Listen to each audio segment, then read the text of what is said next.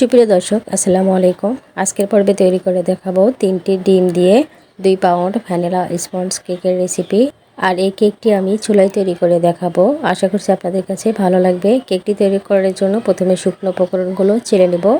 এই জন্য একটা চালনিতে নিয়ে নিচ্ছি 3/4 কাপ পরিমাণ ময়দা, 1.5 টেবিল চামচ পরিমাণ কর্নফ্লাওয়ার, বেকিং পাউডার দিয়ে দিচ্ছি 1 চা চামচেরও কম, মানে 1 চা চামচের 3 ভাগের 2 ভাগ দিয়ে দিচ্ছি। লবণ দিয়ে দিচ্ছি 1 চিমটি পরিমাণ। তো সমস্ত শুকনো উপকরণগুলো চেলে নিচ্ছি।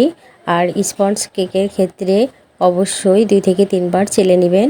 তো শুকনো উপকরণগুলো চেলে নিয়েছি। এখন শুকনো উপকরণগুলো ভালো করে মিশিয়ে নিয়ে এক সাইডে রেখে দিব। আর এখানে একটা মিক্সিং বলে স্বাভাবিক তাপমাত্রায় 3টা ডিম নিয়ে নিচ্ছি। আর ডিমটাকে কুসুমটাকে আলাদা করে নিচ্ছি।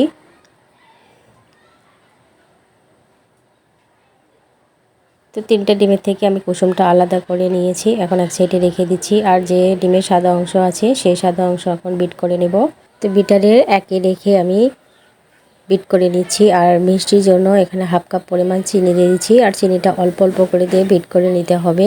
তো চিনিটা আমি 2 থেকে 3 বারে দিয়ে বিট করে নিচ্ছি, একদম চিনিটা গলে যাওয়া পর্যন্ত। তো চিনিটা কিন্তু একদম গলে গেছে। এখন এই পর্যায়ে দিয়ে দিব যে কুসুমটা রেখেছিলাম সেই কুসুম। 1 চা চামচ পরিমাণ দিয়ে দিচ্ছি ভ্যানিলা এসেন্স। আর 1 টেবিল চামচ পরিমাণ দিয়ে দিচ্ছি সয়াবিন তেল।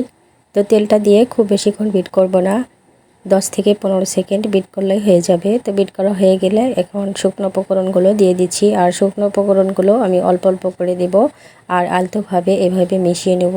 খুব বেশি জোরে জোরে মেশাতে যাবে না, তাহলে কিন্তু ডিমের ফর্মটা বসে যাবে, তখন কিন্তু কেকটা ভালো হবে না।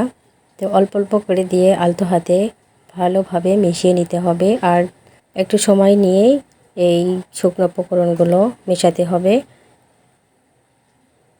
তো আমি 2 থেকে 3 বারে শুকনো উপকরণগুলো মিশিয়ে নিয়েছি। তো মেশানো হয়ে গেছে। এখন একটা স্প্যাচুলা দিয়ে ভালোভাবে মিশিয়ে নিচ্ছি। এতে করে যদি ময়দার কোনো দলাভাব থেকে থাকে তাহলে কিন্তু থাকবে না। আর বেক করার জন্য এখানে একটা 8 ইঞ্চি মোল্ড নিয়েছি। আর নিচে একটু বেকিং পেপার বিছিয়ে দিয়েছি। তো ব্যাটারটা আমি দিয়ে দিলাম। তো একটা কাঠি দিয়ে এভাবে ঘুরিয়ে নিচ্ছি। এতে করে যদি এয়ার বাবলস থাকে তাহলে সেলে চলে যাবে। আর হালকা হাতে ট্যাপ করে নিচ্ছি। আর আগে থেকেই আমি হাতটা গরম করে নিয়েছি 10 মিনিট। এখন কেকের ব্যাটারটা দিয়ে দিলাম, দিয়ে ঢাকনা দিয়ে ঢেকে বেক করে নিয়েছি 40 মিনিট। তো আমার এই কেকটা হতে 40 মিনিট সময় লেগেছে। তো 40 মিনিট পরে দেখতে পাচ্ছেন কেকটা কিন্তু খুবই সুন্দর হয়েছে। তো কেকটাকে ঠান্ডা করে নিয়েছি। তো কেকটাকে আমি ডিমোল্ড করে নিয়েছি।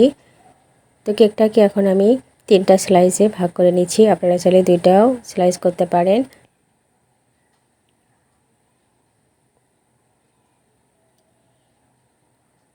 তো কেকটাকে আমি 3টা স্লাইসে ভাগ করে নিয়েছি। আর দেখতে পাচ্ছেন কতটা পারফেক্ট হয়েছে আর কতটা সফট হয়েছে। তো এখন আমি ক্রিম তৈরি করে নেব। এখানে আমি একটা মিক্সিং বলে 1 কাপ পরিমাণ হুইপ ক্রিম নিয়েছি। আর ক্রিমটা অবশ্যই ঠান্ডা হতে হবে। আর বাটিটাও আমি 10 মিনিট ফ্রিজে রেখেছিলাম। তো ক্রিমটা আমি বিট করে নিয়েছি। আর খুব বেশিক্ষণ সময় লাগবে না বিট করে নিতে। যদি ঠান্ডাভাবে এই ক্রিমটা বিট করে নেন তাহলে কিন্তু খুবই অল্প সময়ে বিট করে নেওয়া যায়।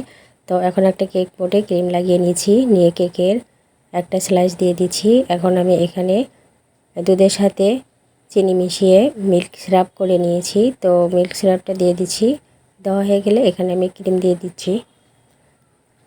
তো ক্রিমটা দেওয়ার পরে আমি দ্বিতীয় কেকের লেয়ারটা দিয়ে দিচ্ছি, দিয়ে আবারও মিল্ক সিরাপটা দিয়ে দিচ্ছি, দিয়ে তারপর আমি আবারও ক্রিম লাগিয়ে নিয়েছি। আর আপনারা কী রকম ক্রিম খেতে পছন্দ করেন সেইভাবেই ক্রিমটা লাগিয়ে নেবেন। তো ক্রিমটা লাগানো হয়ে গেলে তৃতীয় যে লেয়ার আছে সেটা লাগিয়ে দিলাম, দিয়ে আবারও মিল্ক সিরাপ দিয়ে দিচ্ছি। আর সামান্য পরিমাণ এখন ক্রিম লাগিয়ে ক্র্যাম্প কোট করে নেব। আর ক্র্যাম্প কোট করার পরে আমি 10 মিনিটের জন্য ফ্রিজে রেস্টে রেখে দিব। 10 মিনিট পর আমি ক্রিমটা আবারও লাগিয়ে নিব। তো ফ্রিজে আমি 10 মিনিট রেখেছিলাম। এখন একটা পাইপিং ব্যাগে ক্রিমটা লাগিয়ে নিয়েছি। আর এখানে আমি ক্রিমের মধ্যে সামান্য পরিমাণ ইয়েলো ফুড কালার দিয়েছি। তো কেকের চতুর্পাশে দিয়ে দিলাম, দিয়ে মাঝখানেও আমি দিয়ে দিচ্ছি। তো এখন আমি কেকটাকে ফিনিশিং দিয়ে দেবো। আর এভাবে পাইপিং ব্যাগে যদি ক্রিমটা দেন তাহলে কিন্তু খুবই দ্রুত ক্রিমটা ফিনিশিং দেওয়া যায়। তো কেকটা আমি ফিনিশিং দিয়ে নিয়েছি। তো এখন আমি কেকটাকে ডেকোরেশন করে নিব। তো আপনাদের পছন্দ মতো কেকটা ডেকোরেশন করে নেবেন। তো আপনারা দেখেই বুঝতে পারছেন যে আমি কিভাবে ডেকোরেশনটা করে নিচ্ছি। আর এখানে আমি কয়েকটি গোলাপ তৈরি করে নিচ্ছি। তো গোলাপটা তৈরি হয়ে গেলে মাঝখানে আমি একটা গোলাপ দিয়ে দিচ্ছি, দিয়ে আবারও একটা আমি গোলাপ তৈরি করে নিচ্ছি। তো আমি এখানে মোট 3টা গোলাপ তৈরি করে নিয়েছি।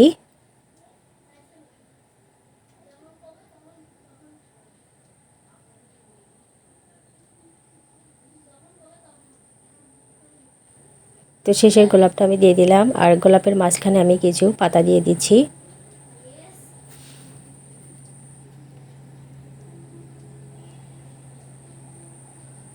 আর নিচে যে বর্ডার আছে সেই বর্ডারেও আমি ক্রিম লাগিয়ে নিচ্ছি। তো কেকটা কিন্তু আমার একদম রেডি হয়ে গেছে। আর এই কেকটা কিন্তু 2 পাউন্ডের ছিল। তো আপনাদের কাছে কেমন লেগেছে অবশ্যই কমেন্ট বক্সে জানিয়ে দিবেন। তো ভালো লাগলে ভিডিওটি লাইক, কমেন্ট, শেয়ার করবেন। আজকের মতো বিদায় নিচ্ছি। আল্লাহ হাফিজ।